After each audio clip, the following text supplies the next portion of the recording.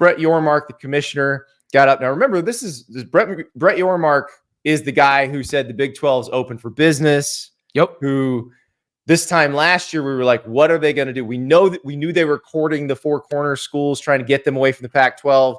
Yeah. The Pac-12 disintegrates a month later. They get those schools.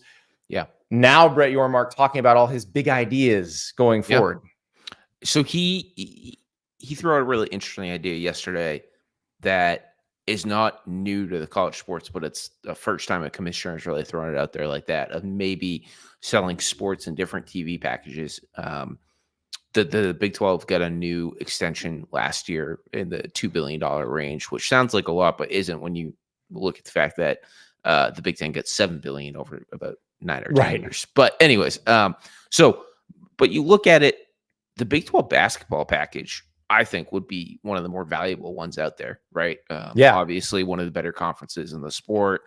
They've flirted with Gonzaga and UConn. I don't think they'll add those at this point. But definitely a really intriguing basketball option. And then on top of that, you have a football option. And, the other idea that I think is out there kind of circulating and floating out there is like, Brett Yormark is going to go all in on finding new revenue streams. He's already talked about private equity and capital investment and things like that. Does that attract some new schools that we wouldn't exactly think would fall into the Big 12 that maybe are offered sums of cash that from private equity that make it worthwhile? We'll see. Well, I'm gonna stop you there because I was gonna head down that path with you at some point today, but let's go there now because there was a lot of whispering in Las Vegas about two particular schools that are trying to get out of their current conference, and it's amazing how many people came out and said, "Oh, the back channel discussions between Florida State, Clemson, and the Big Ten and the SEC have ceased." I wonder who might have put the word out saying that. Also, I have no idea if that's true. I have no idea if those were going on. But Florida State, Clemson, trying to get out of the ACC. Shockingly, everybody from the Big 12 gets together, and we get these sources saying, hey, it would be a great place for Florida State and Clemson to land if they got out of the ACC. The Big 12. Man, it's he also, Brett Yormark, the commissioner, took so many shots at the ACC yesterday, calling the Big 12 the third best conference in the country, and he also used some really big words that I have pulled up right here. One sec. I think he said he said Yormark called himself a disruptor who stirs the pot. So yeah, well, it's true. And like I said about him yesterday, there's nothing sacred to him. No, he's not from the world of college sports. If he does disrupt, it doesn't bother him.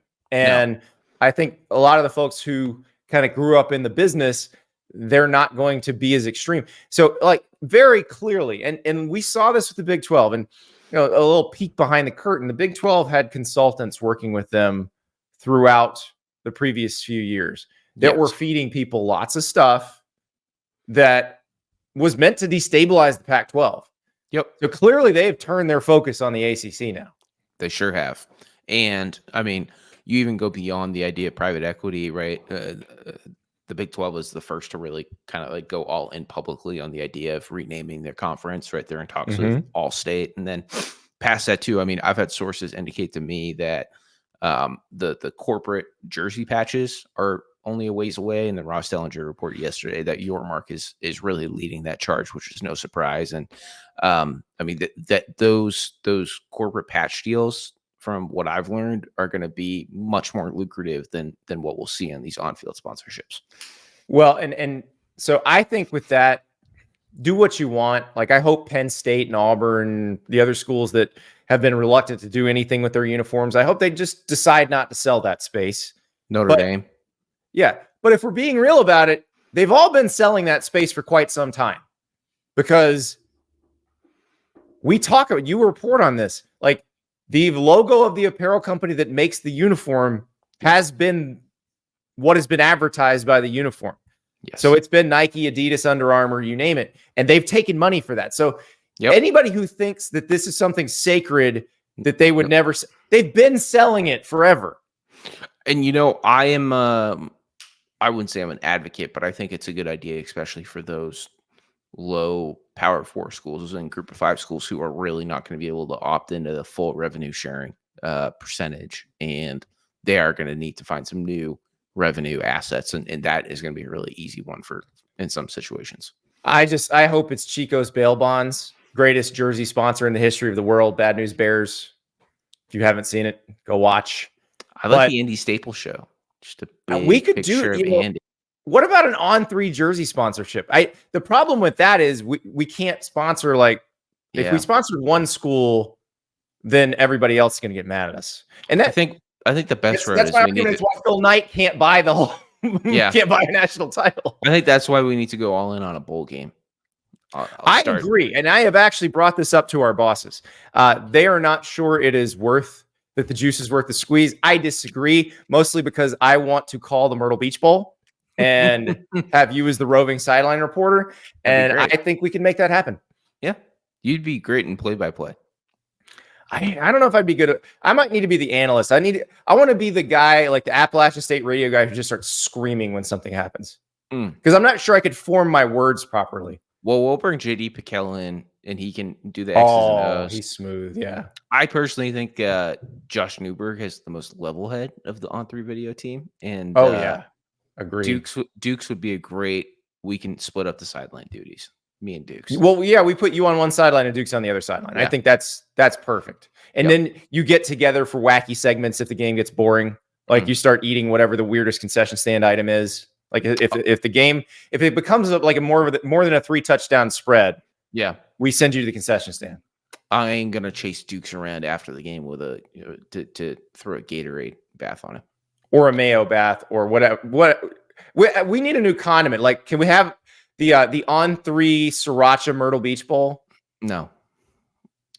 You're not risking getting sriracha thrown on you? No. Have you ever had a jalapeno like in your eye like that? Yeah, it's bad. It is bad. All right, so Brett Yormark, I thought the splitting the football and basketball TV deals was very interesting as well. My brain went more conspiratorially than yours did. Yours very smartly went to, this is potentially a more valuable basketball contract than most other leagues. Therefore, why not split it out instead of it being just an addition to the football one? My thought was, boy, this would make it easier if you split off football from the other sports, if you just had a separate football TV deal. And oh, by the way, maybe that's what the Big Ten and the SEC would do in their next deals too. Yeah. And that's when you get to that Super League that has kind of been hovering over college football in the last 18 to 24 months. The truth, if the game is 55-7, Pecos eat fried cheese dough. Now we're talking. I like it. So the other thing Brett Yormark mentioned that caught my attention is they're exploring new TV windows because they say, lots going on Saturdays, want to showcase the games as best possible. If you look at the schedule, the Big 12 has already staked a claim on Friday night. Yes. Like they've put some of their more intriguing games on Friday nights this season. I don't think he's talking about this season. I think he's talking about going forward. But I'm curious to, initially I was like, does he mean, because I think Saturday brunch is a time that needs to be considered here. Yeah. TCU UCF brunch game. Come on. Yeah. And I also think beyond that too, yes, we love game day and we love all the pregame shows, but you kind of want a little football too. If you I think in the age of sports gambling being legal in most states, you want to have a game on as often as possible. So because I don't know though. Yeah. As I've aged, my interest in the pregame shows has waned.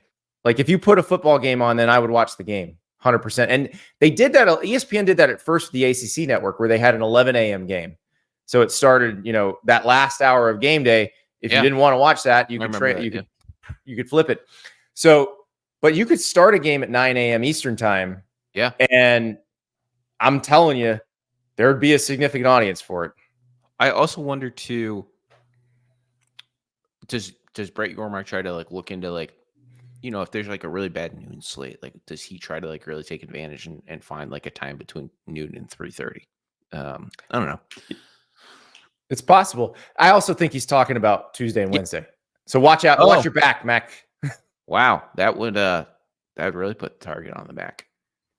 Mm-hmm. But yet again, it gives a game for gamblers. So that's exactly what it is. I mean, and that's what John Steinbrecher, the commissioner of the MAC, has understood that longer than anybody. And Maction is brilliant for them in terms of just getting it in front of people who'd never see it otherwise. Yeah. And if the NFL's not, I think ultimately the NFL is going to take those weeknights. But if they're just going to stay on Thursdays, avoid Thursday. But yeah, the other ones are fair game. We're also approaching this time where college football is going to, it's never going to exactly rival the NFL TV ratings, but with the college football playoff this year going against some games, like it's going to continue to run into each other more and more. Yeah.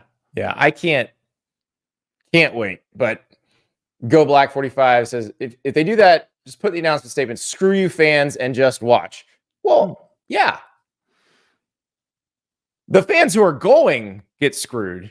This is the brunch game, of course. The fans who are going get screwed. The fans watching don't, because like I get to eat bacon and watch football. Like that's a win for me. Come on. Yeah, but I will tell you, tailgating at 6 a.m. would suck. It'd be terrible. Washington State has done it well though for game day, I will say. That's true.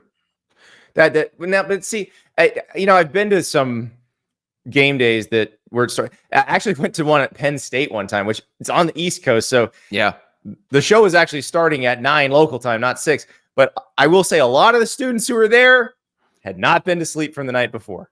Yeah. Steven in the chat. This all ends with UCF playing Arizona State in Tempe at dawn.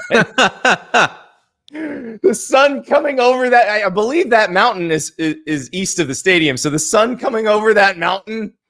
Yep. Woo! Beautiful. The Sun Bowl would be a good option too. Oh, yes. Oh my goodness. Pete, what are we doing here? We should be TV consultants. Yeah, I agree. But the future of the Big 12, we'll see what happens.